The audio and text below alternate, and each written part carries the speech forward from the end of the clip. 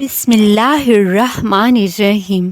ناظرین، سعودی عرب میں ایک حاجی صاحب جس نے اپنی ماں کو اپنے کندھوں پر اٹھا کر 7 حج کیے، تو جب اس کا سر قلم کرنے لگے تو کیا واقعہ پیش آیا کہ جسے دیکھ کر سب لوگ اللہ اکبر پکار اٹھے۔ جانتے ہیں آج کی اس ویڈیو میں۔ میں سعودی عرب میں پاکستانی لوگوں کے ساتھ اچھا خاصا میل جول رکھتا تھا، لیکن اس دن جب سفارت خانے سے باہر نکلا تو وہاں ایک بوڑھی عورت بری طرح رو رہی تھی۔ اس کی حالت کو دیکھ کر مجھے پتہ چل چکا تھا کہ یہ پاکستانی ہے، اس کا ضرور کوئی مسئلہ ہے، شاید بچے یا بچے کے پاسپورٹ کا مسئلہ ہو گیا ہے۔ عموماً یہاں پر آنے والے پاکستانیوں کے ساتھ پاسپورٹ یا کسی دوسرے دستاویزات کا کوئی نہ کوئی مسئلہ ہو ہی جاتا ہے جسے وہ حل کرانا چاہتے ہیں، مگر وہ عورت تو بری طرح رو رہی تھی، کہنے لگی میں تو برباد ہو گئی۔ بیٹا، تم ہی میری مدد کر سکتے ہو، میں بڑی دور سے امید لے کر تمہارے پاس آئی ہوں۔ میں نے سنا ہے کہ تم بہت درد مند دل رکھنے والے انسان ہو، تم لوگوں کی مدد کرتے ہو، اگر تم میری بھی مدد کر دو گے تو تمہیں کیا فرق پڑے گا؟ خدا کے لیے میرے بیٹے کی پھانسی کی سزا منسوخ کرا دو۔ عورت کی اتنی بڑی بات سن کر میرے ہوش اڑ گئے۔ ٹھیک ہے، میں سفارت خانے میں بہت اعلیٰ عہدے پر فائز تھا، مگر میرے اختیار میں پھانسی کی سزا کو رکوانا تو نہیں تھا۔ میں اس عورت کو دیکھ کر حیران اس لیے بھی تھا کیونکہ وہ ویل چیئر پر آئی تھی، کافی زیادہ کمزور تھی۔ مجھے اس پر ترس آنے لگا۔ اس کا چہرہ جھریوں سے بھرا ہوا تھا، آنکھوں میں آنسو تھے، جسے دیکھ کر مجھے رحم آ گیا۔ میں نے کہا اماں جی، آپ میرے گھر چلیں، گھر چل کر مجھے سارا مسئلہ بتائیں، یوں سڑک پر کھڑے ہو کر بات کرنا اچھی بات نہیں۔ بوڑھی عورت نے میرا بہت شکریہ ادا کیا اور بولی میں آپ کے گھر چلوں، لیکن مجھے پہلے یہ تو بتاؤ کہ میرا مسئلہ حل ہوگا یا نہیں۔ میرے جوان بیٹے کو سعودی حکومت نے پھانسی کی سزا سنائی ہے۔ میں اپنے بیٹے کی پھانسی کی وجہ سے بہت پریشان ہوں، اور میرا ایک ہی بیٹا ہے جس سے میں بہت محبت کرتی ہوں۔ باقی بیٹے تو اپنی بیویوں کے ساتھ گم ہو گئے ہیں، اور اگر میرا بیٹا نافرمان ہوتا تو تب میں ایسا کبھی نہ کرتی، مگر میرے بیٹے نے مجھے اپنے کندھوں پر بٹھا کر 1 نہیں 7 حج کروائے ہیں۔ میں اس بیٹے کے بارے میں تم سے سوال کرتی ہوں جسے سعودی حکومت نے پھانسی کی سزا سنائی ہے۔ بس 11 ہی دن رہ گئے ہیں۔ میں اپنے بیٹے کے بارے میں ایسا سوچ بھی نہیں سکتی، اس نے تو کوئی جرم کیا ہی نہیں۔ تم خدا کے لیے کچھ کرو۔ اس بوڑھی کو لے کر میں اپنے گھر چلا گیا۔ میں نے دیکھا کہ مارے پریشانی کے اس کے دل کی دھڑکن بہت تیز ہو چکی تھی۔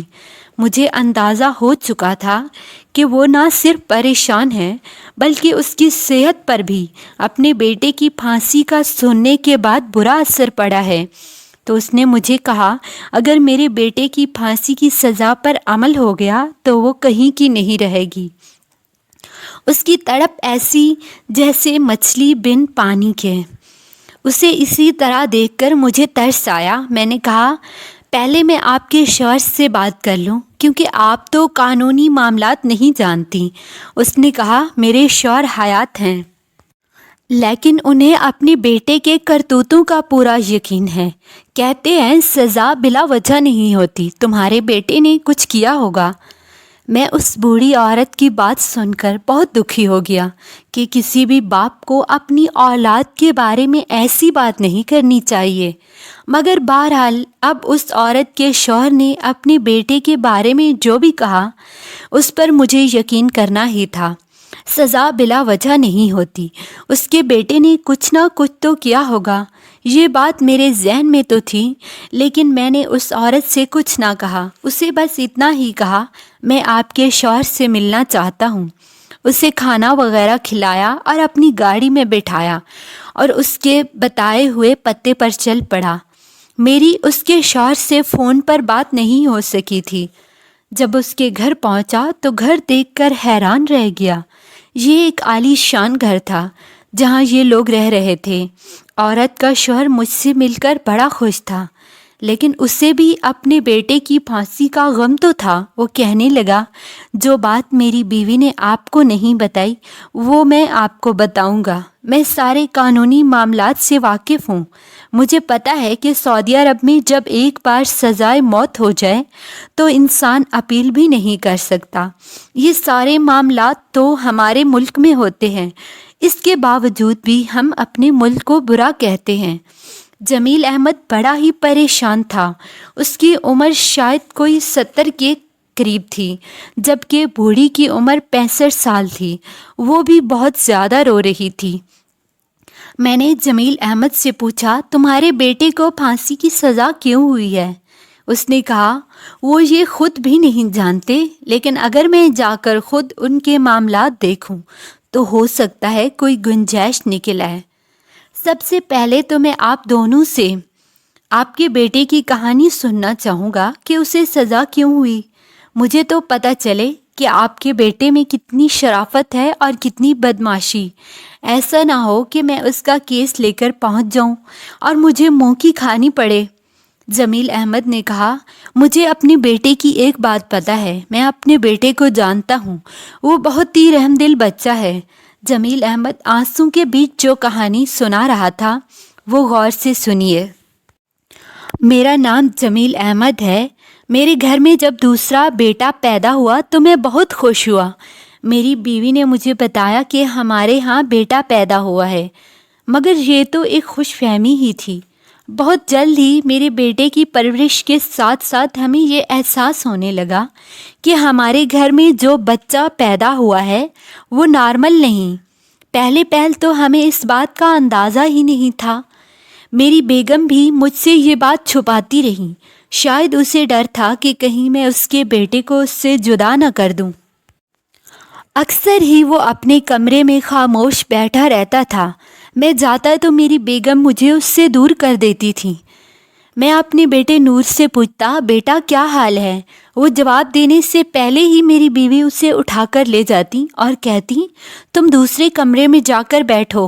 مجھے اپنی بیگم کی باتیں سمجھ میں نہیں آتی تھیں کہ وہ بلا وجہ مجھے اپنے بیٹے سے دور کیوں رکھ رہی ہیں۔ لیکن ایک رات تقریباً 12 بج رہے تھے کہ میں اچانک نور کے کمرے میں چلا گیا۔ جب میری نظر نور احمد کے چہرے پر پڑی تو میں حیران رہ گیا۔ یہ نور میرا بیٹا تو نہیں۔ اس نے چہرے پر میک اپ لگا رکھا تھا، لڑکیوں والے کپڑے پہن رکھے تھے۔ مجھے دیکھ کر اترانے لگا اور مجھے ناچ کر دکھانے لگا۔ مجھے یہ بات سمجھ نہیں آ رہی تھی۔ میرے تو سر پر جیسے آسمان آ پڑا تھا۔ مارے حیرت کے میں اپنے بیٹے کو دیکھنے لگا۔ یہ کیا ہے؟ میں نے کہا تو وہ کہنے لگا، ابا میں تو ہر روز ایسا کرتا ہوں۔ نور کی عمر 10 سال ہو چکی تھی۔ جب مجھے اندازہ ہوا کہ میرا بیٹا نور ایک مرد نہیں بلکہ مستقبل میں خواجہ سرا بنے گا، مجھے اس پر بہت غصہ آیا۔ میں اس پر چلانے لگا۔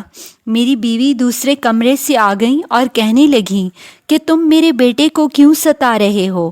یہ تو اللہ تبارک و تعالیٰ کی دی ہوئی مخلوق ہے، ہمیں اسے اسی طرح ہی قبول کرنا ہوگا۔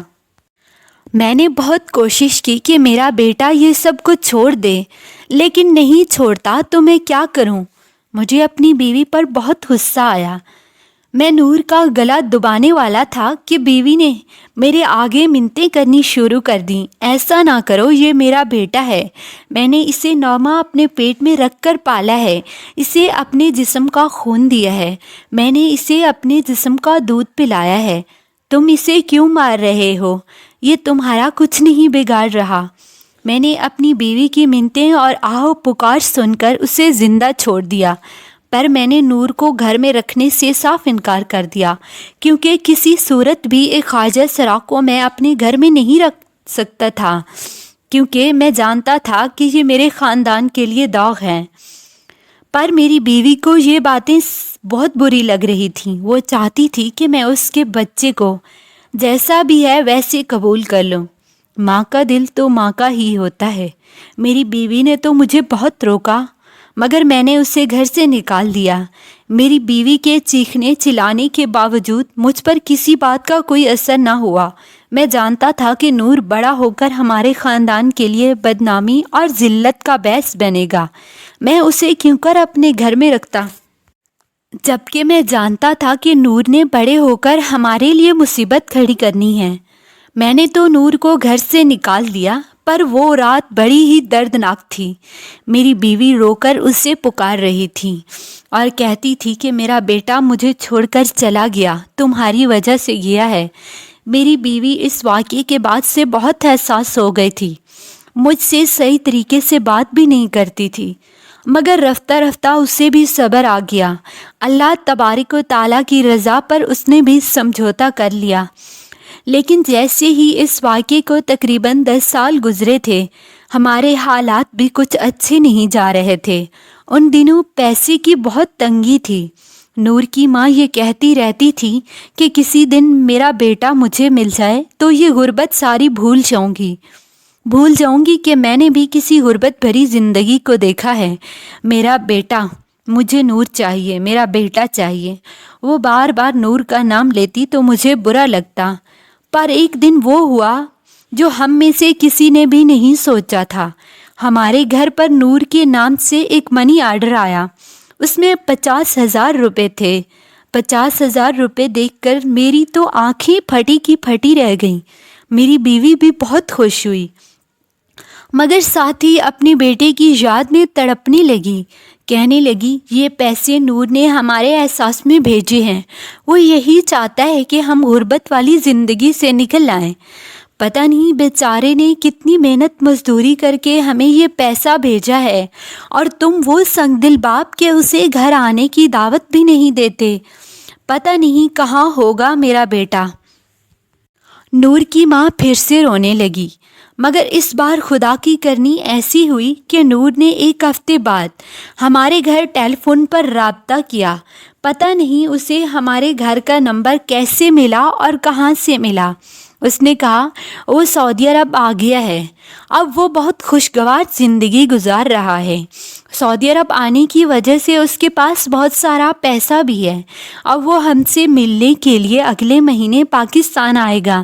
جب وہ پاکستان کے لیے چھٹی لے گا تو ہمارے گھر ہی آئے گا۔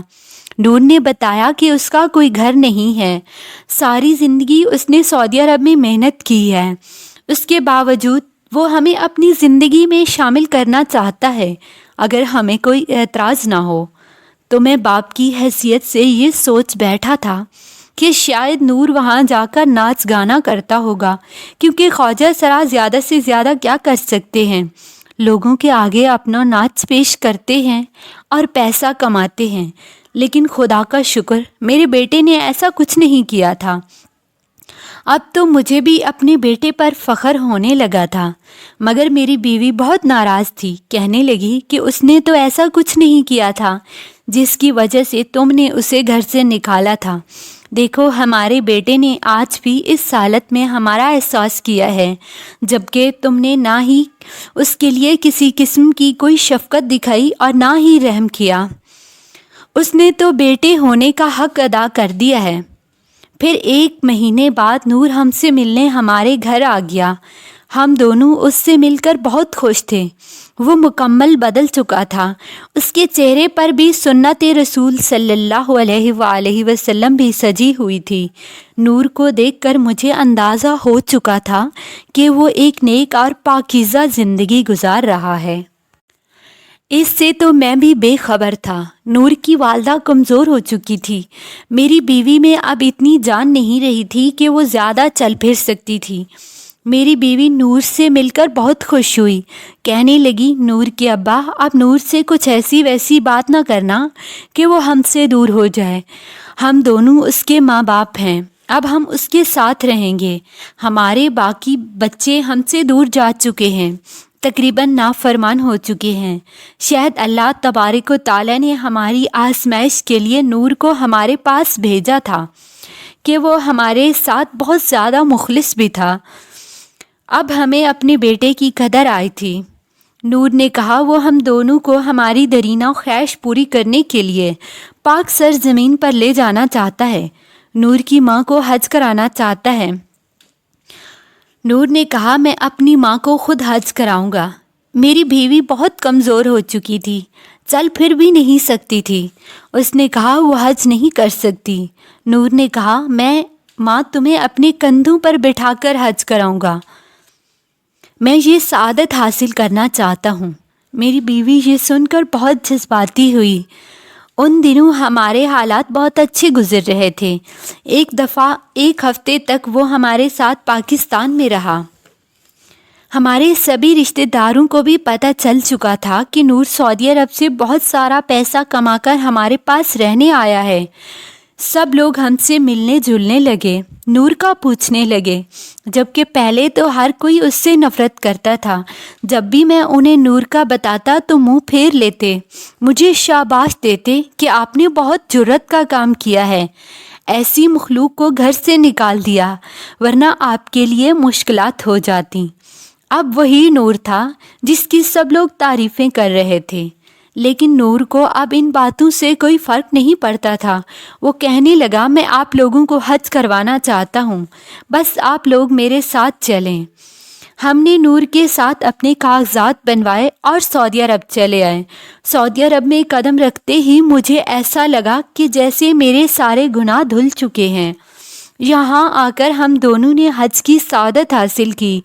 نور نے اپنی ماں کو کندھے پر بٹھا کر 1 نہیں بلکہ 7 سال حج کروائے۔ 7 سال لگاتار نور اپنی ماں کو حج کراتا رہا۔ وہ کندھوں پر بٹھا کر اپنی بوڑھی ماں کو حج کراتا۔ لوگ دیکھتے تو نور پر رشک کرتے کہ بیٹا ہو تو ایسا، اولاد ہو تو ایسی کہ ماں باپ کو اتنی عزت دے۔ 2-3 حج کرنے کے بعد نور پورے سعودی عرب میں بہت مشہور ہو گیا، مگر کسی کے وہم و گمان میں بھی نہیں تھا کہ ایک دن اسی نور کو سزائے موت کی سزا سنائی جائے گی۔ پھانسی کی سزا کوئی عام سزا نہیں ہوتی۔ نور کی مشہوری کے دوران ہم نے بہت اچھا وقت گزارا۔ ہم پاکستان میں اپنے موجودہ رشتہ داروں کو پیسے بھیج کر مدد کیا کرتے تھے۔ نور اپنے بہن بھائیوں کا بھی بہت زیادہ خیال کیا کرتا تھا۔ نور کے ساتھ رہتے ہوئے میں نے اور میری بیوی نے زندگی کی ہر خوشی اور ہر مزہ حاصل کر لیا تھا۔ ہم اپنے بیٹے سے بہت خوش تھے، مگر کہتے ہیں نا کہ کبھی کبھی انسان کی خوشی ایک خواب کی طرح بکھر جاتی ہے، اور پھر ایسا ہی ہوا۔ نور ایک دن گھر سے گیا تو واپس نہ آیا۔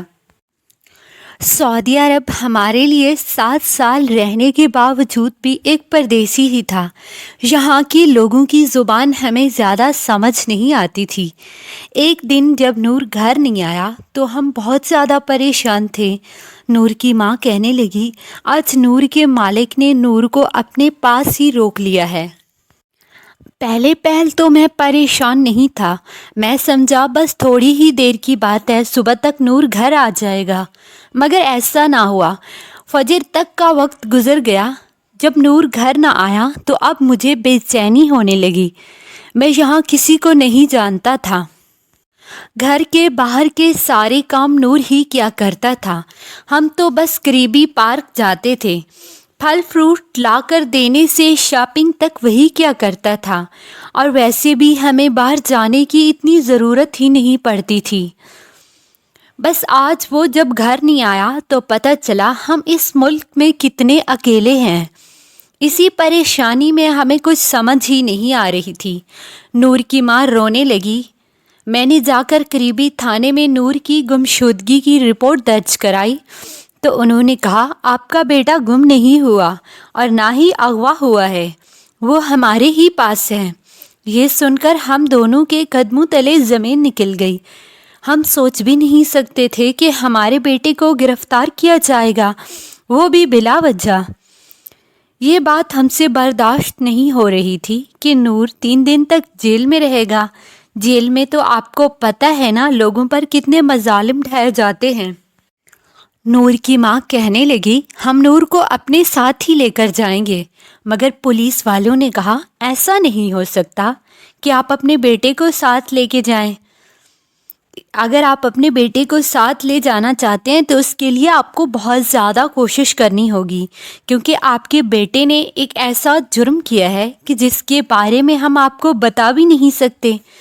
یہ سن کر ہم دونوں حیرت زدہ ہو گئے کیونکہ ہمارے تو وہم و گمان میں بھی نہیں تھا کہ ہمارا بیٹا نور بھی کوئی جرم کر سکتا ہے۔ وہ تو 5 وقت کا نمازی تھا اور تہجد پڑھنے والا لڑکا تھا، وہ کیسے ایسا کام کر سکتا ہے؟ لیکن بہرحال اب جو بھی تھا، ہمیں اپنے بیٹے کے لیے کوشش کرنا تھی۔ پھر 2 دن کے بعد ہمیں ایک اور دردناک خبر ملی کہ نور کو سزائے موت ہو گئی۔ سزائے موت کا سن کر ہمارے حواسوں پر بجلی گر گئی۔ ہم نے تو وہاں بہت زیادہ فریاد کی کہ ہمارے بیٹے کو رہا کر دو، لیکن ان لوگوں کو ہماری زبان سمجھ میں نہیں آتی تھی، اس لیے ہم دونوں آپ کے پاس ہیں۔ ہمیں پتہ ہے آپ پاکستانی لوگوں کے مسائل حل کرتے ہیں اور آپ کو وہاں کی زبان بھی آتی ہے اور یہاں کی زبان بھی آتی ہے۔ بیٹا، ہم تمہارے پاس بڑی امید لے کر آئے ہیں۔ میری بیوی مجھ سے زیادہ تمہارے پاس آس لے کر آئی ہے۔ میں نے تو ویسے اسے روکا تھا کہ یہاں پر فریاد سننے والا کوئی نہیں، یہاں پہ فریاد کرنے کا فائدہ نہیں، ہم واپس پاکستان چلے جاتے ہیں۔ مگر اس نے کہا، اللہ تبارک و تعالیٰ کا کوئی نیک بندہ بھی تو ہو سکتا ہے جو ہماری مدد کرے۔ بس اسی وجہ سے میں اسے سفارت خانے لے کر آیا۔ اس کے بعد تم سارے حالات سے واقف ہو۔ بیٹا، اگر تم کچھ کر سکتے ہو تو کر لو، ورنہ ہمیں تو نہیں پتہ ہمارے بیٹے نے کیا جرم کیا ہے۔ تم کوشش کرو، اگر ہم سے ہماری ساری رقم واپس لے لیں اور ہمارا بیٹا ہمیں واپس دے دیں، ہم اسے لے کر یہاں سے چلے جائیں گے۔ ہماری اور کوئی خواہش نہیں۔ ہمارے بیٹے نے ہماری بہت خدمت کی ہے، ہم اسے کسی صورت بھی کھونا نہیں چاہتے۔ ہمیں اس کی دولت سے مطلب نہیں، ہمیں اپنے بیٹے سے مطلب ہے۔ میں نے یہ سنا تو مجھے بڑی حیرت ہوئی۔ مجھے لگا شاید ان لوگوں نے یہاں کے قانون کی سختی کو ابھی تک نہیں سمجھا، مگر یہ دونوں ہی ان پڑھ تھے۔ میں نے ان سے بات کرنے کی بجائے میں سعودی پولیس کے پاس چلا آیا، مگر جب میں تھانے پہنچا تو سعودی پولیس نے مجھے ایک اور بات بتائی جو بڑی ہی حیران کن تھی۔ انہوں نے کہا، ہم نے تو سزائے موت کا لفظ محاورتاً استعمال کیا تھا، ہم نے نور جمیل کے بارے میں یہ نہیں کہا تھا کہ اب اسے سزائے موت ہوگی یا پھانسی پر لٹکایا جائے گا وغیرہ وغیرہ۔ ہاں، اس نے چوری کی ہے تو اسے اس کے شیخ نے تھانے میں بند کروا دیا، مگر اس کے ہاتھ بھی تو کاٹے جا سکتے ہیں۔ پتہ نہیں اب اس کے ہاتھ کاٹے جائیں گے یا نہیں، یا اور کیا ہوگا، لیکن آپ کوشش کر کے دیکھ لیں، سزا میں کمی کی جا سکتی ہے۔ میں یہ بات سن کر بڑا خوش ہوا۔ اس بوڑھے اور بوڑھی کو خوشخبری دینے کا وقت آ گیا تھا، لیکن میں نے پھر یہ سوچا کہ پہلے جا کر نور جمیل کے شیخ سے مل لوں، ہو سکتا ہے کوئی گنجائش نکل آئے۔ کہتے ہیں کہ بڑے بڑے معجزے بھی زندگی میں ہو جایا کرتے ہیں۔ جب میں شیخ خالد کے پاس پہنچا تو اس نے میرا بڑا اچھے سے استقبال کیا۔ شاید وہ مجھے پہلے سے جان چکا تھا۔ میں سفارت خانے میں رہتا تھا اور اکثر لوگوں کا مجھ سے پالا پڑتا رہتا تھا۔ میں نے ان کو حج والی ساری کہانی سنائی تو شیخ خالد حیران رہ گیا کہ میں تو جانتا ہی نہیں تھا میرے گھر میں ملازمت کرنے والا لڑکا وہی ہے جسے میں بہت بار سوشل میڈیا پر دیکھ چکا ہوں۔ میں تو اس کی شہرت بار سے سن چکا ہوں، پر نور نے مجھے اپنے منہ سے کبھی نہیں بتایا کہ وہ اپنے ماں باپ کو کندھوں پر بٹھا کر حج کروا چکا ہے۔ اگر مجھے پہلے پتا ہوتا کہ وہ اتنا افضل اور خدا کے نزدیک اتنا نیک لڑکا ہے تو میں کبھی اسے سزا نہ دیتا۔ اس نے جو چوری کی ہے شاید وہ اپنے ماں باپ کے لیے کرتا رہا، لیکن میں بھی آپ کو بتا دوں کہ اس نے میرا بہت زیادہ نقصان کیا ہے۔ لیکن ہاں بھائی، مائیں تو سب کی سانجھی ہوتی ہیں۔ میں اس کی سزا معاف کر دینے کو تیار ہوں۔ اگر وہ مجھے پہلے بتا دیتا کہ وہ چوری کس لیے کر رہا ہے تو شاید میں اسے سزا ہی نہ دیتا۔ اس نے دیر کر دی، مگر کوئی بات نہیں۔ آپ اس کی طرف سے وکیل بن کر میرے پاس آئے ہیں تو میں اس کی سزا کو معطل کرنے کی درخواست کر دوں گا، کیونکہ ظاہر ہے مقدمہ بھی میں نے درج کروایا تھا اور چوری بھی میرے گھر سے کی ہوئی تھی، تو سزا بھی دینے کا حقدار میں ہوں۔ مجھے پوری امید ہے کہ وہ نور جمیل کی سزا کو معاف کر دیں گے۔ شیخ خالد کی یہ باتیں سن کر مجھے لگا کہ جیسے میرے پاس جنت کی ٹکٹ آ گئی۔ جب میں نے جمیل احمد اور اس کی بیوی کو یہ خوشخبری سنائی تو وہ دونوں ہکا بکا رہ گئے، میرے ہاتھ پاؤں چومنے لگے۔ وہ تو یہ سمجھ رہے تھے کہ جیسے ان کے بیٹے کی سزا میں نے ہی معطل کروائی ہو، حالانکہ ایسا کچھ بھی نہیں تھا۔ میں نے تو صرف صحیح معلومات حاصل کی تھیں، اور مجھے یہ بھی پتہ نہیں تھا کہ ان کے بیٹے نے جو کچھ بھی کیا ہے اس کا نتیجہ کیا ہے، یا پھر اس سے ان کا بیٹا کتنا مجبور تھا۔ اصل بات تو یہ ہے کہ اللہ تبارک و تعالیٰ جب کسی انسان کی مدد کرنا چاہتا ہے تو کوئی نہ کوئی راستہ بھی نکل آتا ہے۔ لیکن میرا یقین اور میرا ماننا تو یہ ہے کہ نور کو اس کی ماں کی دعا نے بچا لیا، ورنہ سعودی عرب میں جرم کر کے باعزت وہاں سے نکل جانا بہت بڑی بات ہوتی ہے۔ پیارے دوستو، اگر آپ کو ویڈیو اچھی لگے تو اسے لائک اور شیئر کریں اور ہمارے چینل کو سبسکرائب کر دیں۔ جزاک اللہ، اللہ حافظ۔